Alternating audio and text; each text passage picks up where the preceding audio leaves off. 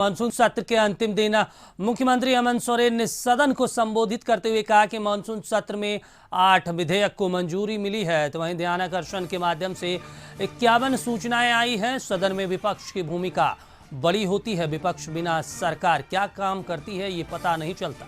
हमारे विपक्षियों ने विधि व्यवस्था को लेकर सदन की विधि व्यवस्था बिगाड़ दी है। कुछ विषय सरकार के लिए प्राथमिकता में होती है, लेकिन विपक्ष के पास सवाल क्या है ये 5 दिनों में समझ नहीं आया। कभी 60-40 तो कभी भ्रष्टाचार की बात करते हैं। हम लोग इंडिया समूह के सदस्य हैं। इंडिया समूह के बड़े नेता बड़े भाई राहुल गांधी को कोर्ट से राहत मिली है। आज गलत की हार हुई और सच्चाई की जीत हुई है। इसके लिए राहुल गांधी और देश की न्यायपालिका पर विश्वास बढ़ा है। उन्होंने आगे कहा कि देश में आदिवासियों के सबसे बड़े विरोधी बीजेपी के लोग हैं। वहीं सीएम के संबोधन के दौरान बीजेपी ने सदन से वॉकआउट कर दिया था। ये हमारे इंडिया समूह के कांग्रेस के वरिष्ठ नेता बड़े भाई राहुल गांधी जी को आज सुप्रीम कोर्ट ने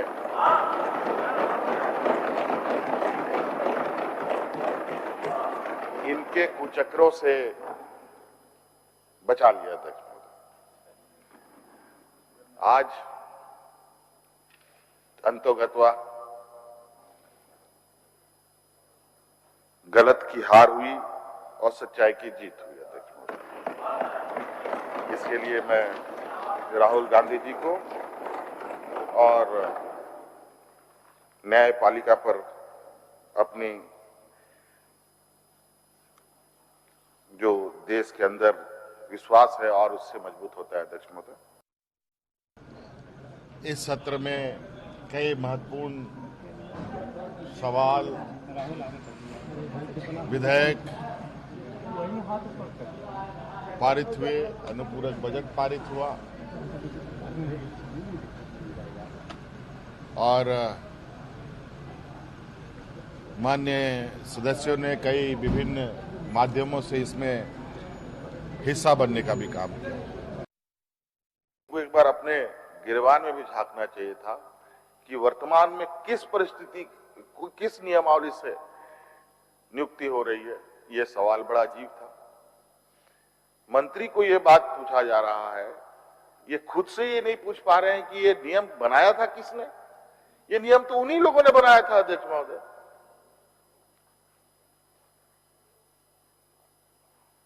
इन्हीं लोगों की वजह से आज ये स्थिति हुई पड़ी है। आज इतने सारे नौजवान, हम लोगों ने सभी नौजवानों से इस विषय में पूछा, क्या हम लोग 19 के 32 आधारित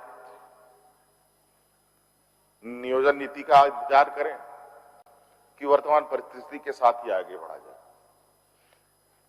नौजवान को अगर वक्त पर राह नहीं दिखाया गया अध्यक्ष महोदय, तो वो भटक जाता है। और इस पर ज्यादा जानकारी के साथ रांची से हमारे सहयोगी राजेश लाइव जुड़ गए हैं। राजेश, कल आखिरी दिन था मानसून सत्र का और सीएम हेमंत सोरेन जिस तरीके से इंडिया की बात की, राहुल गांधी को लेकर बात की, कहीं न कहीं एक तरीके से कहा जा सकता है कि वो अब समझ रहे थे कि इंडिया गठबंधन में अब राहुल गांधी की एक तरीके से वापसी हो गई है, सजा से राहत मिल गई है। और विपक्ष पर जिस तरीके से हंगामे के आरोप लगाए और उनके ऊपर पलटवार किया हेमंत सोरेन ने, क्या कुछ देखने को मिला कल?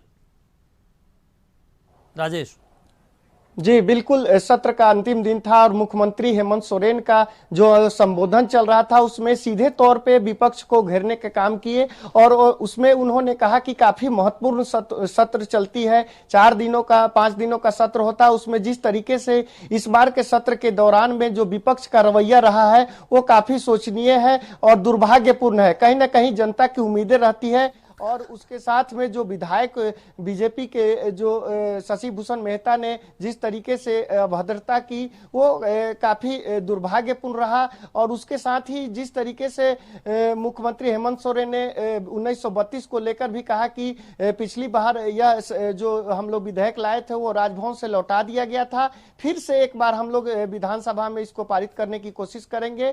और वर्तमान में जो विपक्ष के द्वारा छात्रों को 60-40 के लेकर भड़काया जा रहा है, उसको लेकर भी मुख्यमंत्री हेमंत सोरेन ने नाराजगी जताई।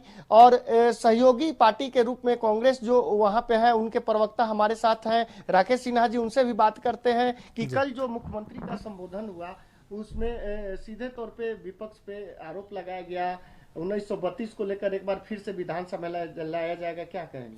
देखिए, स्वाभाविक तौर पे अगर विपक्ष स्वस्थ लोकतांत्रिक परंपराओं का निर्वहन करता है तो लोकतंत्र भी मजबूत होता है और विपक्ष भी मजबूत होता है। लेकिन दुख की बात यह है कि इस राज्य में विपक्ष हमेशा अच्छे अच्छे मुद्दे को, जो जनता के हित के मुद्दे हैं, उसको अपनी राजनीति की भेंट चढ़ाने का काम करते रहती है। और यही कारण था कि जब महागठबंधन की सरकार ने पूरी प्रतिबद्धता के साथ, संजीदगी के साथ 1932 आधारित खतियान नियोजन नीति लाने का काम किया विधानसभा के पटल पर पूर्व में, और वहां से पारित करके महामहिम को भेजने का काम किया। लेकिन चूंकि भारतीय जनता पार्टी यह चाहती नहीं कि इस राज्य के युवा नौकरी करें, क्योंकि अगर इस राज्य के युवा नौकरी करेंगे तो फिर भाजपा के आह्वान पर बजरंगबली का पाठ सड़कों पे कौन करेगा। तो भाजपा हर एक मुद्दे को राजनीति रंग देना चाहती है, और यही कारण रहा कि महामहिम के द्वारा वो नियोजन नीति वापस कर दिया गया। कोई त्रुटियां क्या है इसका भी प्रमाण महामहिम के द्वारा नहीं दिया गया। तो स्वाभाविक तौर पे हम 1932 खतियान पर पूरी तरह संजीदा हैं, और हम फिर से 1932 खतियान आधारित नियोजन नीति ला करके इस राज्य के युवाओं को नौकरी देने का काम करेंगे, ताकि उनका भविष्य संभले और वो इसी राज्य में, अपने राज्य में नौकरी करे और राज्य को विकास की ओर लेकर के जाने का काम करें। 60-40 कहां तक जायज है? देखिए, ये तो माननीय मुख्यमंत्री ने भी कहा कि इस तरह का अफवाह विपक्ष के द्वारा उड़ाया जा रहा है, और स्वाभाविक तौर पे विपक्ष इन अफवाहों को उड़ा करके राज्य में एक छात्रों के बीच जो है एक आक्रोश पैदा करना चाहती है। क्योंकि महागठबंधन की सरकार जिस प्रकार पूरी संजीदगी के साथ इस राज्य को विकास की ओर लेकर के जाने का काम कर रही है, हर वर्ग के लोगों का ध्यान को रखते हुए, तो कहीं ना कहीं इससे विपक्ष के मन में एक बेचैनी और छटपटाहट है।